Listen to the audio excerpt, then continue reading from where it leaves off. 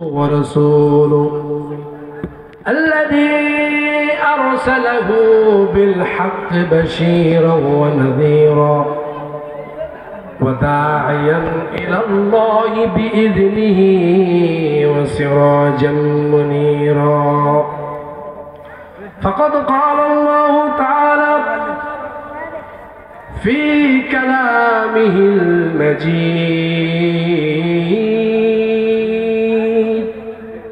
وفرقانه الحميد: إنك لا تهدي من أحببت ولكن الله يهدي من يشاء وهو أعلم بالمهتدين. قال تعالى: إن الله وملائكته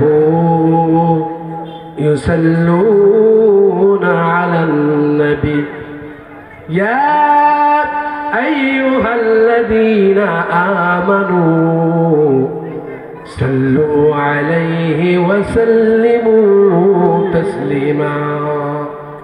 আমার সাথে দরুদ পড়ুন: আল্লাহুম্মা সাল্লি আলা মুহাম্মদ ওয়া আলা আলি মুহাম্মদ। আবার আল্লাহুম্মা সাল্লি আলা মুহাম্মদ ওয়া আলা আলি মুহাম্মদ কামা সাল্লাইতা আলা ইব্রাহিম وعلى آل إبراهيم إنك حميد مجيد.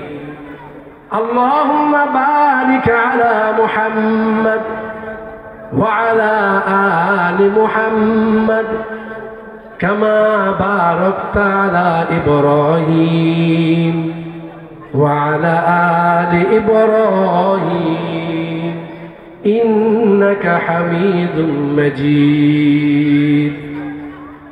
سبحانك لا علم لنا إلا ما علمتنا إنك أنت العليم الحكيم.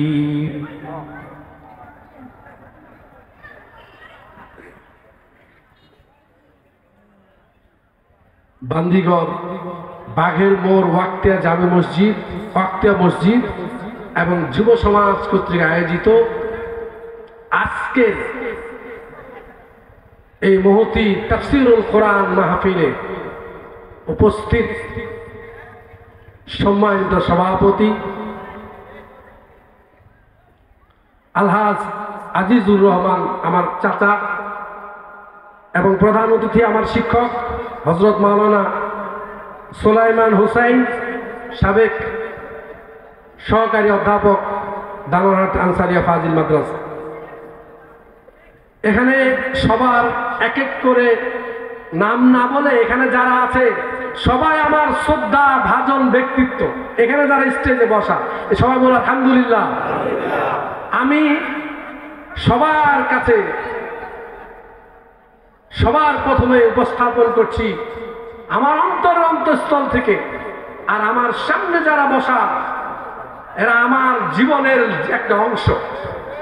এবং পর্দার আড়ালে মা বোনেরা যারা এতক্ষণ রাত 10টা বেজে গেছে এতক্ষণ পর্যন্ত যারা অপেক্ষা করেছেন, আল্লাহ তাআলা আপনাদের উত্তম জাযা দান করুক, বলেন আমিন। এবং আমার অন্তঃস্থল থেকে আবার সালাম দিচ্ছি, আসসালামু আলাইকুম ওয়া রাহমাতুল্লাহ। শুকরিয়া করছি সেই মহান মাবুদের যে আল্লাহ তাআলা আমাকে আপনাকে ঠিক রাত 10টার পরে রজনী যখন আস্তে আস্তে গভীর হচ্ছে সেই সময়ে বসে কোরআনের মাহফিলে বসার তৌফিক দান করছে, আলহামদুলিল্লাহ। কেন শুকরিয়া করছি জানেন? এই মুহূর্তে কতদিন একটা জরিপ, প্রতি সেকেন্ডে 7 জন লোক মারা যায় পৃথিবীতে। আমি যতক্ষণে কথা বললাম মানে 7 জন মারা গেছে। তাহলে আমরা তো সেই 7 জনের অন্তর্ভুক্ত হইনি, আলহামদুলিল্লাহ বলবো না?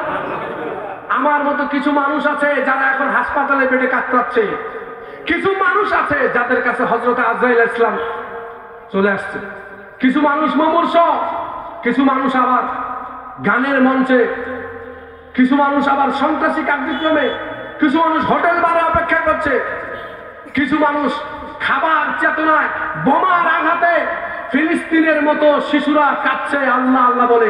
ঠিক না? আমরা আল্লাহ যে এখানে কোরআনের মাহফিলে বসতে পেরেছি শুকরিয়া করছি আলহামদুলিল্লাহ।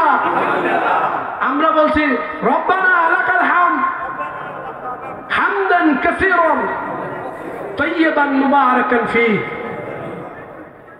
আল্লাহুম্মা লাকাল হামদু, আমার সাথে বল আল্লাহুম্মা লাকাল হামদু কামা ইয়ানবাগি লিজালালি ওয়াজহিক ওয়া আযীম সুলতানিক। অনেকে পড়ছেন, অনেকে পড়েন নাই। আল্লাহ আপনাকে পড়ার কপালে দেয় না, এই জন্য পড়েন নাই, কোনো সমস্যা নেই। আমার সবচেয়ে বড় কথা হচ্ছে আপনার যদি বসার জায়গা করতেন এইটা এই পাশে দেন, এই যে আমার ভাইরা দাঁড়ায় আছে এই জায়গাটা বসতে পারতো, এইটা যেহেতু ওই পাশে কেউ বসতেছে না, কমিটির লোক যদি এটা এই পাশে দিত তাহলে মনে ভালো হইতো। ওই পাশে ফাঁকা জায়গায় কেউ বসছে না। আচ্ছা, আল্লাহর কাছে শুকরিয়া করছি আমি যে দোয়াটা পড়লাম, অনেকে পড়ছেন অনেকে পড়েন নাই। আল্লাহর ফেরেশতারা যখন কোনো বান্দা দোয়াখানা পড়ে রব্বানা আল্লাহুম্মা লাকাল হামদু কামা ইয়ানবাগি লিজালালি ওয়াজহিক ওয়া আযীমি সুলতানিক, যখন কোনো বান্দা এই দোয়াখানা পড়ে তখন যে ফেরেশতা তার আমলনামা লিখে, সে ফেরেশতা রবের কাছে জিজ্ঞেস করে, হে আল্লাহ, আপনার বান্দা তো আপনার এভাবে প্রশংসা করেছে, আমি কি করব, কি সওয়াব দেব? বলেন সুবহানাল্লাহ। আল্লাহ তাআলা বলে কি বলছে বলো তো? আল্লাহ বলে কি বলছে? তা আল্লাহ তো জানে সবকিছু, তারপরে বলছে আল্লাহ আপনার এইভাবে প্রশংসা করছে, আল্লাহ পাক এত খুশি হয়েছে। আল্লাহ বললেন ঠিক আছে, যেখানে তার আমলনামা লিখবা, যেখানে সওয়াব লিখবা, ওই জায়গাটা ফাঁকা রেখে দাও। আল্লাহু আকবার। এবং ওর নিচে ছোট্ট করে দোয়াটা লিখে দাও, সওয়াবের জায়গাটা ফাঁকা রেখে দাও। ওই সওয়াবের জায়গাটা তুমি ফাঁকা রেখে দাও, কারণ সে আমার এত সুন্দর প্রশংসা করেছে, আমি রব নিজ হাতে ওইখানে আমলনামা লিখে দেব। সুবহানাল্লাহ। আপনার রবের আমলনামা লিখতে পারবেন না, যারা পড়ছেন পড়ছেন, যারা পড়েন নাই। যাই হোক, দরুদ ও সালাম পেশ করছি মানবতার মুক্তির দিশারি রাহমাতুল লিল আলামিন সাইয়্যিদুল মুরসালিন আশরাফুল আম্বিয়া খাতামুন নবীন তাজদারে মদিনা নবী মুহাম্মদুর রাসূলুল্লাহ সাল্লাল্লাহু আলাইহি ওয়াসাল্লামের। এই যে আমরা দরুদ পড়ি না, এই দরুদটা কিন্তু রাসূলের কাছে পৌঁছানোর জন্য ফেরেশতা আছে। সুবহানাল্লাহ। আমার ঠিকানা, নাম, বাড়ির খানদান সহ মুহাম্মদ সাল্লাল্লাহু আলাইহি ওয়াসাল্লামের কাছে পৌঁছায় দেয়। বলেন সুবহানাল্লাহ। যে রাসূলের নাম শুনবেন এবং সুবহানাল্লাহ আলহামদুলিল্লাহ এই সব বলতে কোনো কেউ কার্পণ্যতা করবেন না। রাত গভীর হয়ে গেছে, ছোট দিনের সময় অনেক গভীর। মহান আল্লাহর কাছে চাওয়া আমার একটা অনুরোধ থাকবে, সেটা হচ্ছে আপনারা যে কষ্ট করে আছেন, আপনার অ্যান্টিনাটা আমার দিকে দিবেন। অ্যান্টিনা বুঝছেন তো? ব্রেনটা আমার দিকে দিবেন, তাহলে কথা শুনতে মজা পাবেন ইনশাআল্লাহ। আপনারা ছোটবেলায় দেখছেন না, যাদের বয়স 90 দশকের যারা জন্ম, টেলিভিশনের একজন টেলিভিশন ঘরে থাকতো, আরেকজন বলতো ঘুরা ঘুরা ঘুরা, বলতো না? মনে আছে তো আপনাদের? এটা প্রযুক্তি, এখন তো ডিজিটাল যুগ। তো যখন অ্যান্টেনার সাথে মিলে যেত ফ্রিকোয়েন্সি, স্ক্রিনটা ক্লিয়ার আসতো, সাউন্ডটা সুন্দর হতো, তাই না? এখন আপনারা যদি এরকম করে আমার সাথে ক্লিয়ার সুন্দর মস্তিষ্ক নিয়ে কথাগুলি শোনেন, তাহলে ইনশাআল্লাহ ওমা তৌফিকি ইল্লা বিল্লাহ ভালো লাগবে। আলহামদুলিল্লাহ। এখন আমি কোরআনে কারীমের একখানা আয়াত তেলাওয়াত করেছি। আল্লাহ তাআলা বলছেন ইন্নাকা লা তাহদি মান আহবাবতা ওয়ালাকিন্নাল্লাহ ইয়াহদি মান ইয়াশা। আল্লাহ তাআলা বলছেন, হে নবী, আপনি যাকে হেদায়েত দিতে চাইবেন, যাকে চাচাকে আপনি হেদায়েত দিতে পারবেন না। আমি রব যাকে হেদায়েত দিব সেই একমাত্র হেদায়েত প্রাপ্ত হবে। ইন্নাকা লা তাহদি মান আহবাবতা। এই আয়াতটা নাযিল হয়েছে কখন? এই আয়াতটা নাযিল হয়েছে যখন মুহাম্মদ সাল্লাল্লাহু আলাইহি ওয়াসাল্লাম, মুহাম্মদুর রাসূলুল্লাহ সাল্লাল্লাহু আলাইহি ওয়াসাল্লাম চিন্তা করলেন সবাই তো ইসলাম গ্রহণ করলো, তো আমার চাচা যদি ইসলাম গ্রহণ করত তাহলে আমার জন্য খুব খুশির হতো। এটা মনে মনে চাইছেন যে আমার চাচা যদি ইসলাম গ্রহণ করত তাহলে আমার জন্য ভালো হতো। এই যে আশা করছেন, এতটুকুতে আল্লাহ তাআলা আয়াত নাযিল করেছেন। আল্লাহু আকবার। রাসূলের চাচা আবু তালেব কম ভালোবাসত রাসূলকে?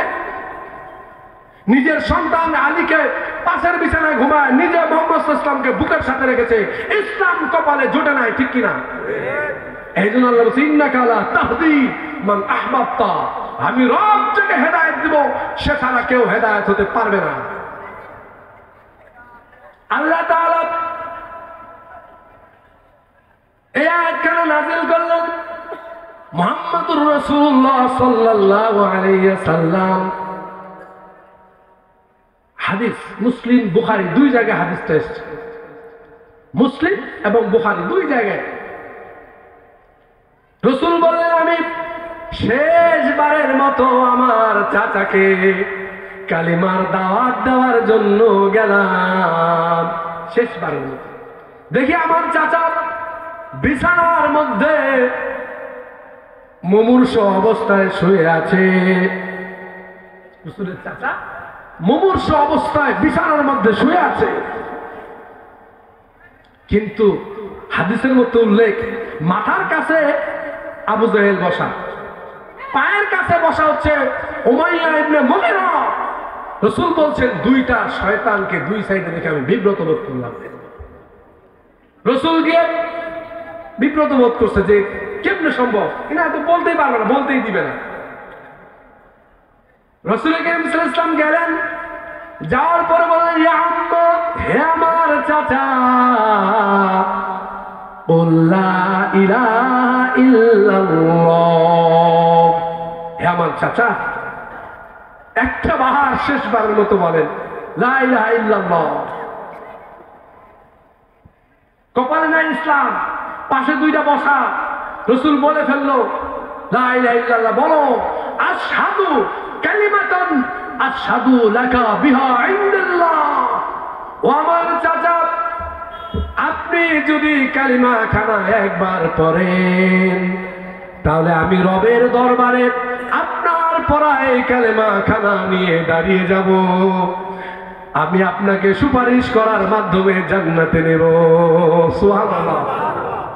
হে চাচা একটা বার বলেন কালেমাটা। কিন্তু আব্দুল মুত্তালিব আবু জাহেল এবং উমাইয়া ইবনে মুগীরা দুইজন দুই পাশে বসা। আবু জাহেল বলতেছে ইয়া আবা তালেব আতারগাবু আন মিল্লাত আব্দুল মুত্তালিব।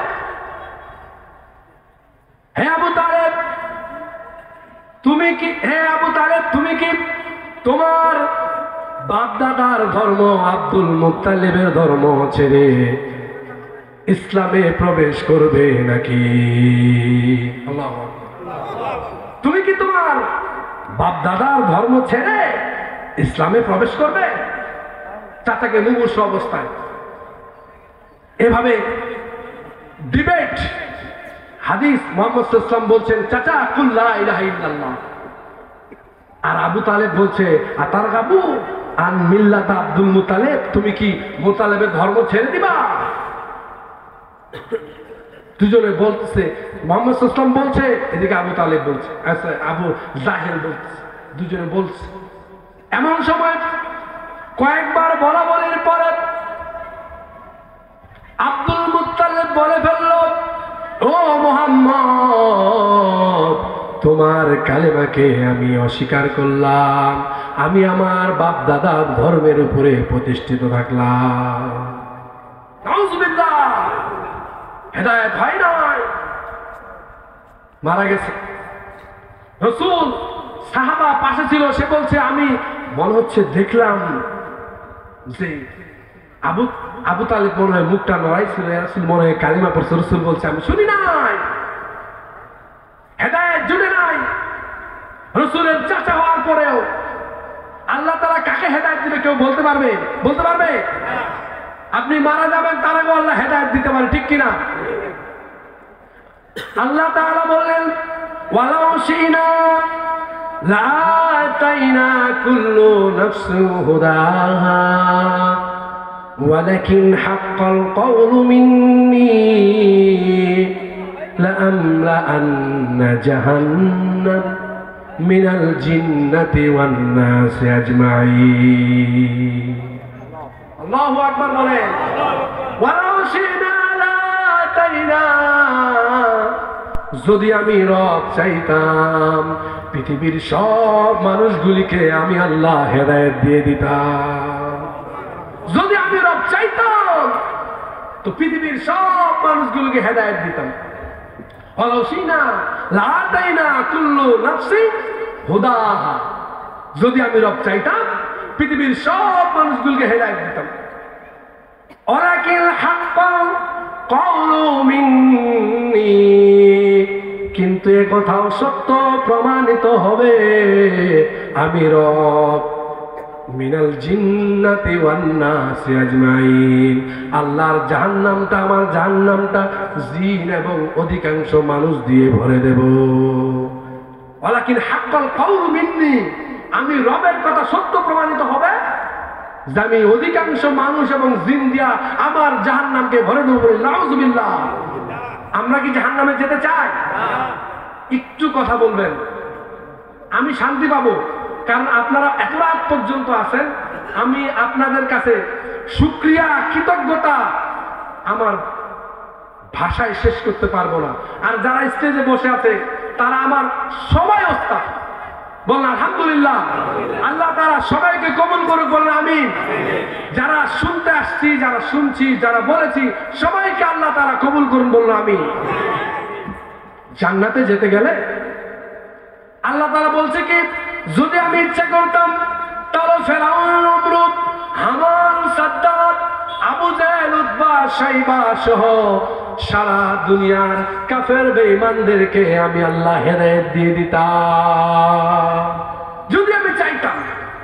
হেদায়েত আল্লাহ দেয় নাই, হেদায়েত সবার কপালে হবে না। এখন জান্নাতে যেতে গেলে দুইটা জিনিস ছাড়া আল্লাহর জান্নাতে যাওয়া সম্ভব না। জান্নাতে যাওয়ার জন্য দুইটা জিনিস লাগবে, মনে রাখবেন। দুইটা জিনিস লাগবে জান্নাতে যেতে গেলে। একটা হচ্ছে আল্লাহর রহমত, বলেন সুবহানাল্লাহ। রবের রহমত ছাড়া কি জান্নাত যাওয়া যাবে? ইবাদত করে জান্নাতে যাওয়া যাবে? ইবাদত করে জান্নাতে যাওয়া যাবে না। ননস্টপ ইবাদত করলো জান্নাতে যাওয়া যাবে না, যাবে না, যাবে না। হাদিস শুনো, আল্লাহ তাআলা বলছেন, আল্লাহ রাসূল সাল্লাল্লাহু আলাইহি ওয়াসাল্লাম বললেন, আল্লাহর আকাশে, সপ্তম আকাশের উপরে এমন কিছু ফেরেশতা তৈরি করেছেন যারা যেদিন সৃষ্টি হয়েছে সেদিনে সিজদায় অবনত হয়েছে। সুবহানাল্লাহ বলেন। যেদিন সৃষ্টি হয়েছে পৃথিবী সেদিন তার রবের সিজদায় অবনত। সুবহানাল্লাহ বলেন। ইসরাফিলের সিংহায় ফুৎকার যখন হবে তারা সিজদা থেকে উঠে দাঁড়িয়ে যাবে। আল্লাহু আকবার।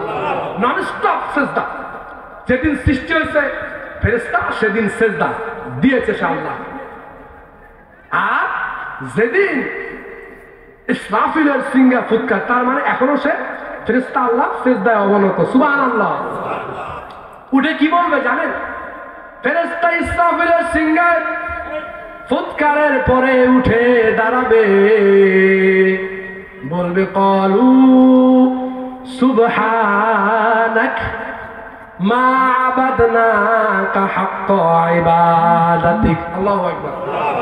ক্বালু সুবহানাক, ও আমার রব তোমার পবিত্রতা ঘোষণা করছি আল্লাহ, সঠিকভাবে তোমার ইবাদত আমরা করতে পারি নাই। আল্লাহু আকবার বলেন না। সিজদা, রবের সিজদায় সে অবনত সৃষ্টি থেকে কিয়ামত পর্যন্ত। সে বলছে, হে আল্লাহ, সংসার করছে আমাদের মতো, চাকরি বাকরি করছে, লেখাপড়া করছে, বিজনেস করছে, কথা বলেন না কেন? একটু কষ্ট হচ্ছে আমি জানি, কিন্তু আমিও তো কথা বলছি। ওরা কি চাকরি করছে? ফেরেশতারা বিজনেস করছে, ব্যবসা করছে, বিমান চালাইছে? কিছুই করে নাই, খালি সিজদায় পড়েছিল। তারপরে বলছে, ক্বালু সুবহানাকা মা আবাদনা কাহাক্কা ইবাদাতি, রব তোমার ইবাদত সঠিকভাবে করতে পারি নাই। আল্লাহু আকবার। তাহলে আমরা কি ইবাদত করে জান্নাতে যেতে পারবো?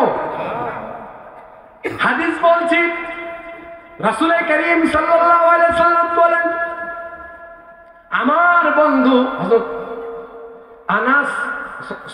আব্দুল্লাহ ইবনে হযরত জাবির ইবনে আব্দুল্লাহ রাদিয়াল্লাহু তাআলা, জাবির ইবনে আব্দুল্লাহ আল আনসারী রাদিয়াল্লাহু তাআলা বর্ণনা করছেন, শুবাল ঈমান 4 নম্বর খন্ড 150 নম্বর পৃষ্ঠায় হাদিসটা উল্লেখ করেছেন। তানবীহুল গাফিলিন গ্রন্থে হাদিসটা আছে। রাসূল করিম সাল্লাল্লাহু আলাইহি সাল্লামের কাছে সাহাবী বর্ণনা করেছেন, আমার বন্ধু হযরতে জিবরাইল আমার কাছে আসলেন, রাসূলের কাছে আসলেন, এসে বলছেন, ইয়া রাসূলুল্লাহ, যেই সত্তা আপনাকে সত্য নবী রূপে পাঠিয়েছেন, সেই সত্তার শপথ করে বলছি। সত্তার শপথ করে সেই হাদিসটা বলছে রাসূলকে। কি বলছে? বলছে, আল্লাহর এক বান্দা 500 বছর ইবাদত করেছে। আল্লাহু আকবার বলেন। আল্লাহর এক বান্দা 500 বছর ইবাদত করলো। কত বছর? কথা বলেন। 500 বছর নন স্টপ ইবাদত করছে। 500 বছর।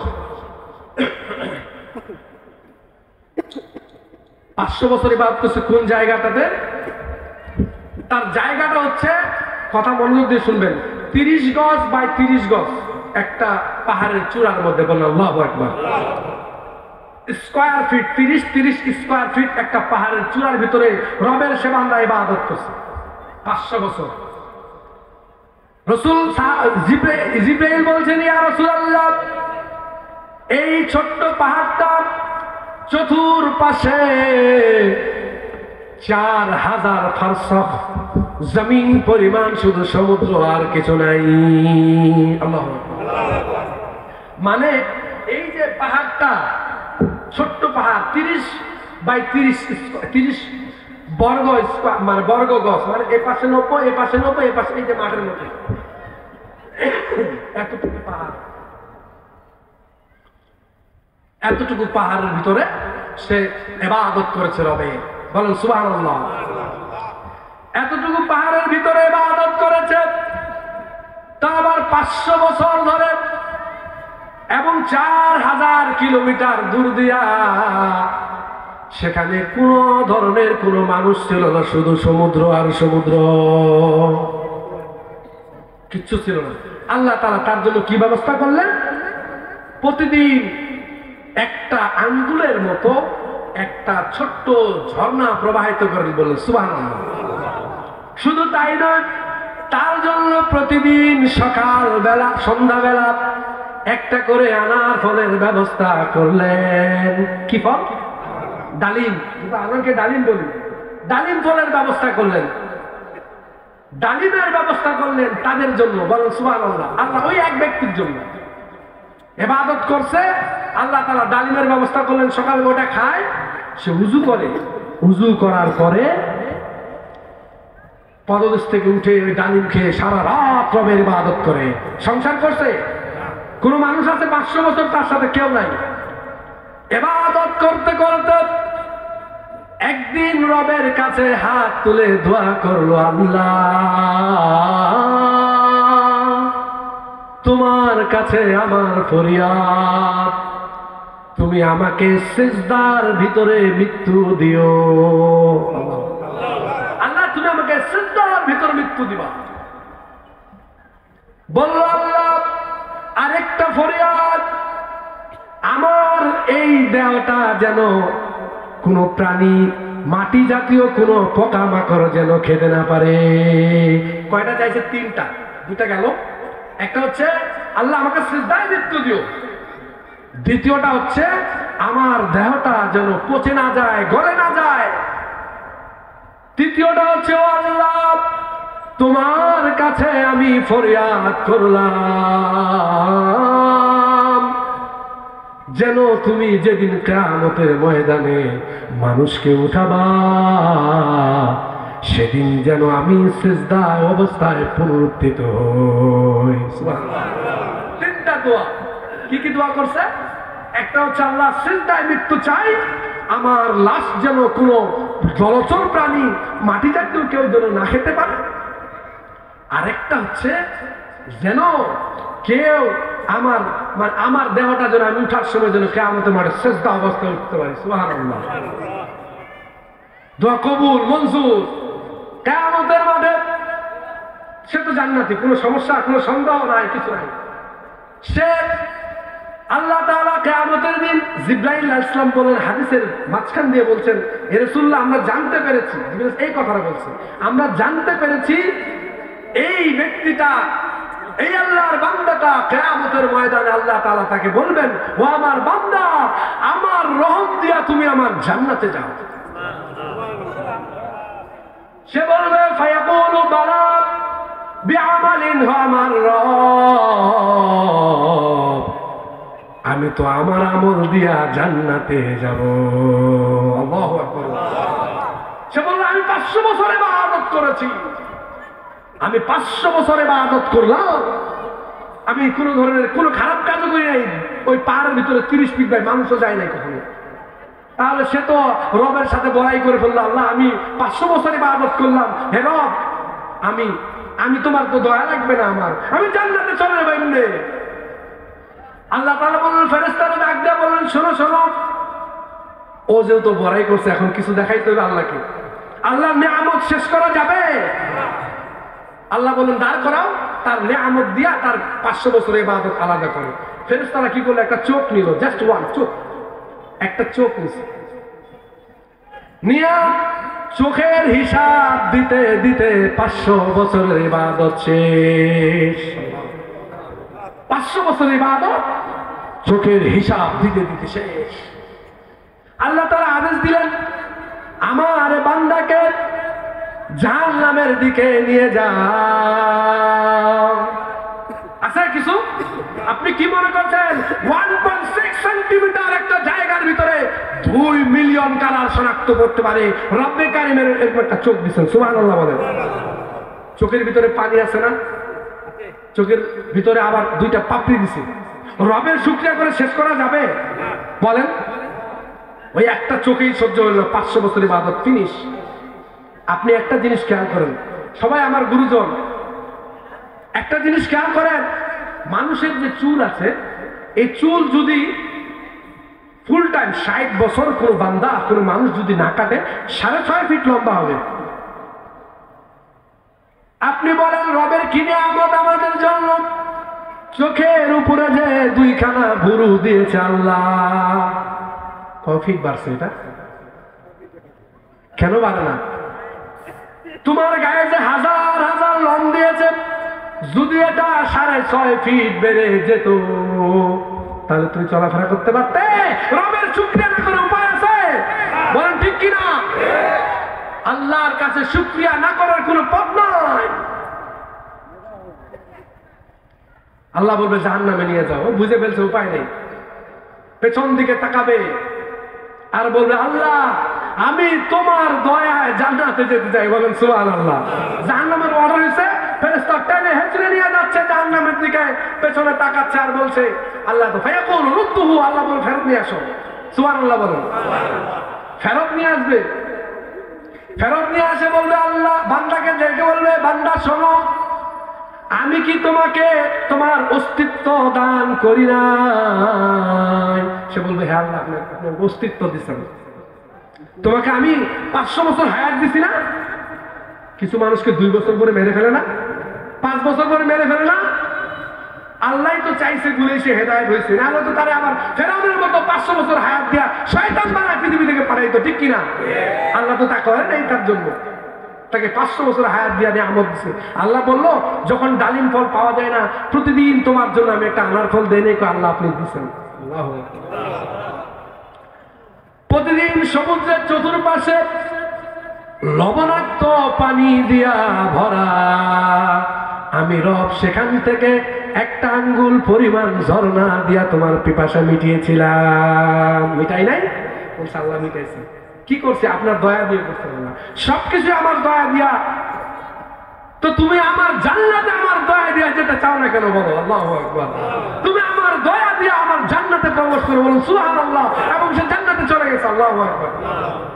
হযরত জিবরাইল ইসলাম হাদিসের শেষ অংশে এসে বলছেন যে সবকিছু আল্লাহর দয়ায়, আল্লাহর রহমতেই চলে। আল্লাহু আকবার। তুমি রহমান, তুমি মেহেরবান, অন্ধ গায়ে না শুধু তোমারই গুণগান, বোঝে বোঝে না তব শাম, ঠিক না? আল্লাহ তোমার অন্ধরাও তোমার গান গায়, সবাই গান গায়, বুঝোক আর না বুঝোক তুমি যে রব, এতে কোনো আমাদের লা শাক্কা লা রাইবা ফি, কোনো সন্দেহ নেই, ঠিক কিনা? এখন আল্লাহর দয়া ছাড়া জান্নাতে যাওয়া যাবে? সত্য তো। এখন আরেকটা কি বলছিলাম? নবীর সুপারিশ লাগবে। আমি যে কথাগুলি বলবো এখন, আমরা আসলে খুব কষ্ট লাগতেছে। এখানে যদি বসার জায়গা থাকতো সবাই বসতে পারতো, দাঁড়ায় কষ্ট লাগতেছে আমার। কারণ আমি বলছি যে আপনারা সবাই আমি আপনাদের সাথে আমার রক্তের সম্পর্ক, দুনিয়ার কোনো উল্টা পাল্টা সম্পর্ক নেই। এখন বসতে পারলে ভালো হয়। যারা কষ্ট হচ্ছে না দাঁড়ায় থাকেন, আপনারা কথা বলবেন না, থাক থাক কথা বলবেন না। আপনাদের জন্য আমার কষ্ট লাগছে যে আপনারা দাঁড়ায় আছেন। অনেক লোক আছে আলহামদুলিল্লাহ। আমার দরকার হচ্ছে আমার যারা কাছের মানুষ, আগে তাদেরকেই তো আল্লাহ হেদায়েত দিতে হবে। আমরা তাদের সাথে কথা বলবো, পরে না দূরে যাবো। শিকড় থেকে শুরু। এই আয়াত নাজিল হওয়ার পরে রাসূল করিম সাল্লাল্লাহু আলাইহি ওয়াসাল্লাম নিজের আত্মীয়দেরকে ডেকে আগে বলছেন এরকম আয়াত নাজিল হয়েছে। সুবহানাল্লাহ। আল্লাহ তাআলা কথাগুলো মনোযোগ দিয়ে শুনবেন। সব পৃথিবীকে মেরে ফেলবে, সব মানুষ মারা যাবে। ফাইদা নুফিকাতিস সূরি নাফকাতাও ওয়াহিদা হুমিলাতিল আরদু ওয়াল জিবাল ফাদুক্কাতা দাক্কাতা ওয়াহিদ। দুক্কাতান দাক্কা, যখন তছনছ হয়ে যাবে এক সিঙ্গার ফুৎকারে পৃথিবীটা, সব মানুষ মারা যাবে না? মনোযোগ দিয়ে শুনবেন। সব মানুষ মারা যাবে তো? কেউ থাকবে? হাদিসের পুরোটাই বলছি না, মাঝখান থেকে শুরু করছি। হযরতে আজরাইল আলাইহিস সালামের মৃত্যু হবে, ঠিক কিনা? মরবে না? হযরত আজরাইল আলাইহিস সালামের মৃত্যু সেদিন এসে যাবে। আল্লাহ তাআলা বলেন মান বাকিয়া ইয়া মালাকুল মাউত, ও মালাকুল মউত কে বাকি আছে আর বলো। বলবা মালাকুল মউত সব মারা শেষ, কেউ আর নাই, কেউ আর নাই পৃথিবীতে, শুধু মালাকুল মউত। বলবে আল্লাহ মা বাকিয়া ইল্লা আনা ওয়া আনতা হাইয়ুল লাযী লা তামুত। বলুন সুবহানাল্লাহ। ও আল্লাহ তাআলা, আমি মালাকুল মউত আপনার নিচে দাঁড়ায় আছি, আর আপনি রব্বে কারীম আরশের উপরে, আর পৃথিবীতে কেউ বেঁচে নাই। আল্লাহু আকবার। মালাকুল মউত বলবে আল্লাহ আপনি, আমি হাদিসটা সংক্ষেপ করলাম কারণ সময় সংক্ষেপ, কিছুটা বুঝাইতে হবে। আমি ছাড়া, আপনি ছাড়া আর কেউ নাই। আল্লাহ তাআলা বলবেন ইয়া মালাকুল মউত আইনা আনতা, তুমি কোথায়? আল্লাহ জানে না কোথায় মালাকুল মউত? আইনা আনতা, তুমি কোথায়? বলবে তাহতা আরশি, আপনার আরশের নিচে। বলেন সুবহানাল্লাহ। আল্লাহ আমি আপনার আরশের নিচে, আরশের নিচে অবস্থান করছি। আল্লাহ তাআলা বলেন মাযা তারা, ও মালাকুল মউত তুমি একটু আরশের নিচে তাকায়া দেখো কি লেখা আছে। একটু আরশের নিচে তাকায়া দাও, কি লেখা আছে? কি লেখা আছে? ইল্লি কাতাবতুল মাউতা আলা মান তাহতা আরশি। আল্লাহু আকবার। ওই বাংলা হচ্ছে ওইখানে লেখা আছে ইল্লি কাতাবতুল মাউতা আলা মান তাহতা আরশি। যারা আমার আরশের নিচে আছে সবাইকে অবশ্যই অবশ্যই মৃত্যু বরণ করতে হবে। খিচুড়ি শুরু হয়ে গেছে মালাকুল মউতে। আপনারা বুঝতে পারছেন না যে মালাকুল মউত আমার বাবার রূহ কবজ করছে, আপনার বাবার রূহ কবজ করছে, আমার মুহাম্মদ সাল্লাল্লাহু আলাইহি ওয়াসাল্লাম আদম থেকে শুরু করিয়া শেষ ব্যক্তি পর্যন্ত সবার রূহ কবজ করবে না? রাসূল কি বলছেন? তোমাদের সুখ আচ্ছাদনকারী, সুখ নষ্ট করে দেয় এমন মৃত্যু থেকে তোমরা এর থেকে মানে মৃত্যু থেকে তোমরা এর সামান তোমরা তৈরি করো। বলেন সুবহানাল্লাহ। সুখ নষ্ট করে দেয় না ভাই? আপনার সুখ নষ্ট করে দেয় না? মালাকুল মউত খিচুনি চলে আসছে ভয়ে, আমার তো তাহলে এখন মরা লাগবে। কোন ফেরেশতা? যে ফেরেশতা সবার জীবন নিছে সেই ফেরেশতা বলছে আমার এখন মরা লাগবে। আল্লাহ তাআলা বলেন ফাতামুত আনতা ফাতামুত আনতা, হে মালাকুল মউত তুমি এবার মরো। আচ্ছা আপনারা একটা জিনিস বলেন যে মালাকুল মউত তো সবার জান কবজ করছে, আল্লাহ সব বড় ওস্তাদেরা বসা, মালাকুল মউতের জানটা কবজ করবে কি? একটা বিষয় আছে না? আল্লাহু আকবার, আল্লাহু আকবার। খেলাটা হচ্ছে কুন ফায়াকুন। এই কুন এবং ফায়াকুন এই দুটার উপরে তো পৃথিবীটা। আল্লাহ বলবো হ হয়ে যাবে। বলুন সুবহানাল্লাহ। মালাকুল মউতের জান কবজ করবে কিভাবে? আল্লাহ তাআলা তো বলবে তুমি মরো মালাকুল মউত ফাইন্নাকা তাহতা আরশি, কারণ তুমি হচ্ছে আমার আরশের নিচে, তোমাকে মরতে হবে। আল্লাহ তাআলা বলবেন সাউলকি আলাইহি সাকারাতুল মাউত। আল্লাহু আকবার। আল্লাহ তাআলা মালাকুল মউতের উপর মৃত্যুর যন্ত্রণা ঢেলে দিবেন, সাথে সাথে মালাকুল মউত ছটফট শুরু করে দেবে, মৃত্যুর যন্ত্রণা ঢেলে দেবেন। কে বলছেন? মালাকুল মউত যে সমস্ত মানুষকে মারছে সে আজকে মৃত্যুর যন্ত্রণায় ভুগছে। মৃত্যুর যন্ত্রণা কেমন বুঝছেন? মানুষ মালাকুল মউত দেখে পায়খানা করে দেয়, দেয় না? প্রসাব করে দেয়। এত কঠিন অবস্থা, মালাকুল মউত দাঁড়িয়ে থাকবে, ছটফট করবে। আল্লাহ তাআলা যখন মালাকুল আচ্ছা মৃত্যুর যন্ত্রণায় আসে, যেহেতু পরপর 3 জন মানুষ মারা গেছে গতদিন, তাই না? মাথা খারাপ, অনেকে কাছে এই পারতে বলে ঝড় গেছে, আজ এই পারতে ঘুরছে, নাউজুবিল্লাহ। এটা মানুষের কথা না। আল্লাহ হুকুম ছাড়া 1 সেকেন্ড আগেও মরবা না, 1 সেকেন্ড পরেও মরবা না, ঠিক কিনা? পৃথিবীর কোন মানুষ আপনার কিচ্ছু করতে পারবে না আল্লাহ ততক্ষণ পর্যন্ত না চাবে। মালাকুল মউত কি বলবে জানেন নাকি? বিইজ্জতি ওয়া জালালিক ওয়া উলুই মাকানিক। বলেন আল্লাহু আকবার। আল্লাহ তোমার ইজ্জত জালালের কসম, তোমার উচ্চতার কসম। লা আলিমতা সাকরাতুল মাউত, যদি আমি জানতাম মৃত্যুর যন্ত্রণা কেমন ভয়ঙ্কর, তাহলে মা কাবাস্তু আরওয়াহাল মুমিনিন। আল্লাহু আকবার।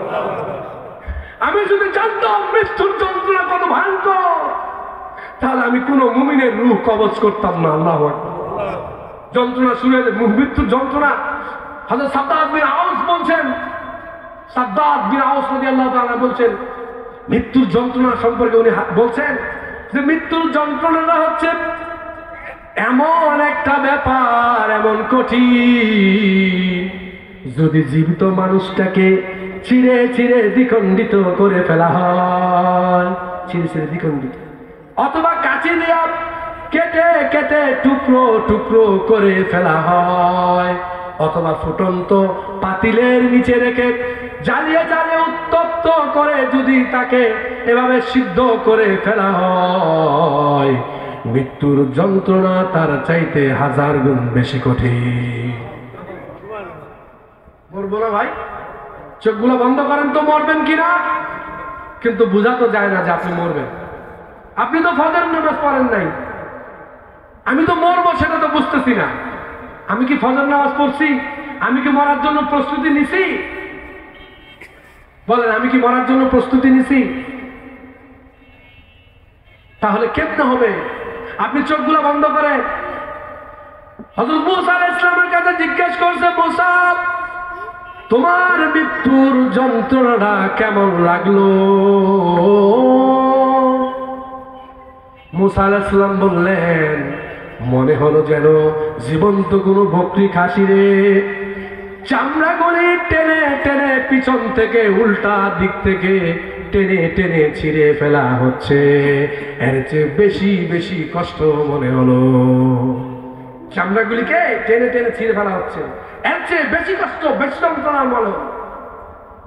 আব্দুর রহমান বিন আউফ তার সন্তান জিজ্ঞেস করছে, বাবা আপনি তো মারা যাচ্ছেন।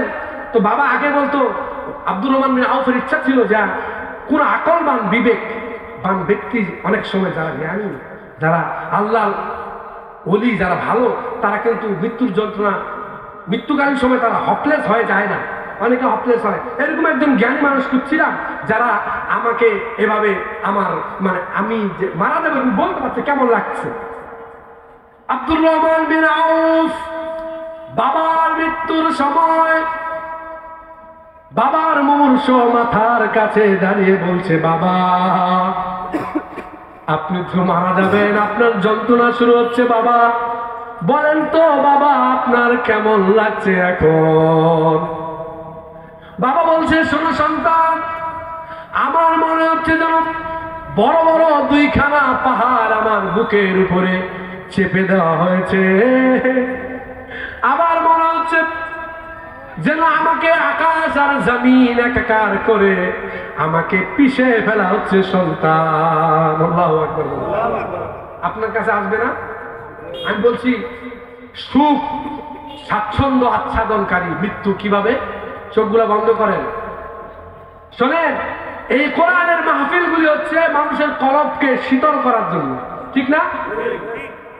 আপনি কলবটা শীতল করে নিয়ে যান, চোখগুলো বন্ধ করে ভাবেন, আমি মোহাম্মদ কুদরতুল্লাহ এই মুহূর্তে মারা গেলাম। আপনি ভাবেন আপনি মারা গেছেন, আপনার ছোট্ট ছেলেটা বাবা বাবা বলে চিৎকার করবে, করবে না? ভাবেন, আপনি ভাবেন। আপনি তো ব্যস্ত হয়েছেন, বাজার দোকান ঘাট করছি, সবকিছু করছি, নামাজ পড়ি, ব্যস্ত। ব্যস্ততা বন্ধ হবে কখন জানেন? হাত্তা জুরতুমুল মাকাবির, কবর পর্যন্ত যাইলে সব শেষ। আপনি এখন মারা যাবেন, মালাকুল মউত আপনার কাছে এসে দাঁড়িয়ে যাবে। আপনার ছোট্ট সন্তানটা, মানুষেরা বলবে এই লোকটা খুব একটাই ছিল কর্মক্ষ পৃথিবীতে, এই লোকটা মারা গেল, বাচ্চাগুলির এতিম করে দিয়ে চলে গেল। যাবে না? বাচ্চাগুলি এতিম হবে না? একটা ফ্যামিলিতে একটা লোক, 2টা বাবা, মুরব্বী বাবা মা, বৃদ্ধ যুবকটা চাকরি করে, 2টা মেয়ে, তার বউ। একটা ফ্যামিলিতে কয়টা চলে? 5টা চলে, 5 জন চলে, চলে না? কথা বলেন, ঘুমায় গেছেন নাকি? হৃদয়কে শীতল করেন। কোরআন হচ্ছে হৃদয় শীতল করার জায়গা। সুবহানাল্লাহ। আপনি খেয়াল করেন, 5টা বাবা মা আর ওই কর্মক্ষ এক ব্যক্তি, আর 2টা বাচ্চা আর তার বউ, 6 জন ব্যক্তি, একটা ফ্যামিলি চলে না? আপনি আপনার ফ্যামিলির কর্ম উপার্জনক্ষম ব্যক্তি, আজরাইল কি শুনবে আল্লাহর আদেশ হইলে? যে ওর ছোট 2টা বাচ্চা আছে, ওর বৃদ্ধ 2টা বাবা আছে, প্রতিদিন হাসপাতালে টাকা লাগে, আজরাইল শুনবে? শুনবে না। সাকরাতুল মাউত যালিকা মা কুনতা বিল হক, যালিকা মা কুনতা মিনহু তাইন। 10 বছর, 20 বছর, 50 বছর তোমার বয়স হলো, 50 বছর হয়েছে বয়স। আজরাইল 10 বছরও আসতে পারে, 20 বছরও আসতে পারে, 50 বছরও তোমার কাছে আসবে। সময় নয়, জালিকা মা কুনতা মিনহু তাহিদ, যেখান থেকে তুমি পলায়ন করছো আজরাইল তোমাকে সেইখানে এসে ধরবে, ঠিক কিনা?